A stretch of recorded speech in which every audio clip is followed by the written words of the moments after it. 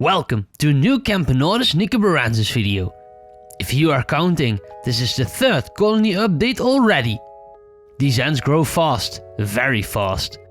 Last video we predicted that this colony would have 500 workers.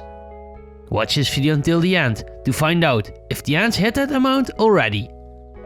For the new subscribers and viewers, I want to tell you a little bit more about this colony. I got this colony about 9 months ago.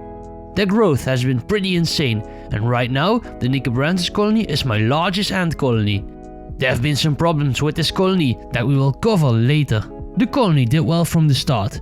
First, I attached their test tube to an outworld. They grew quite well, and after that I tried moving them into a nest. This nest wasn't that suitable for them, so the ants moved back into the test tube. I replaced the outworld and moved the ants into a small mesh nest.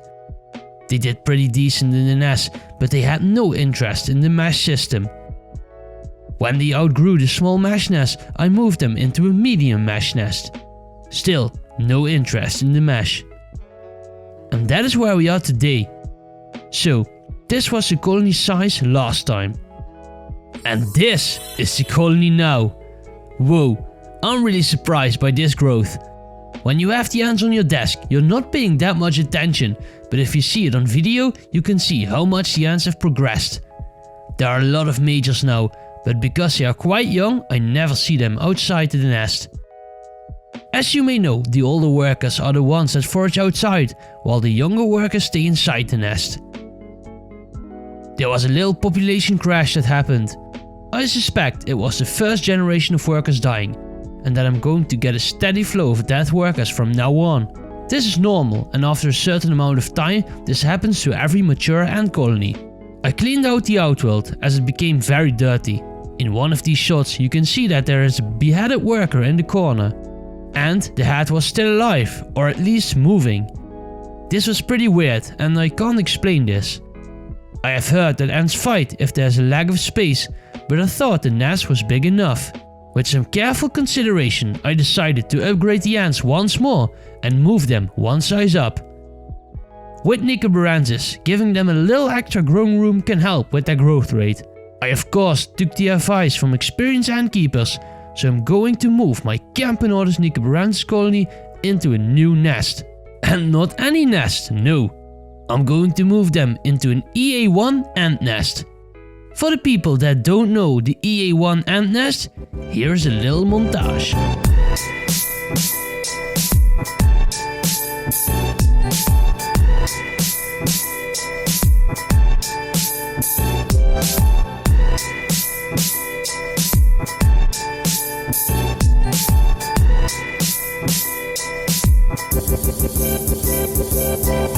Yes, this nest is awesome. I made it a while ago and it was a special edition nest.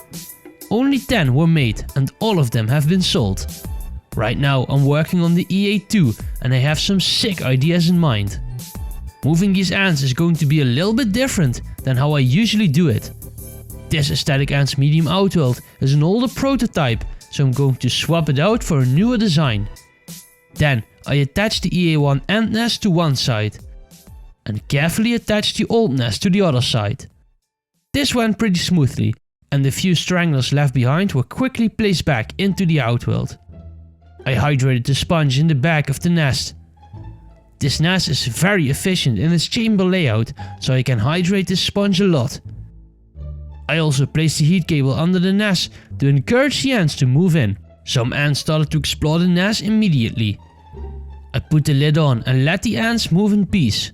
I went to get some coffee, and when I got back I saw the ants running around in the old nest. I was confused until I spotted workers traveling with brood.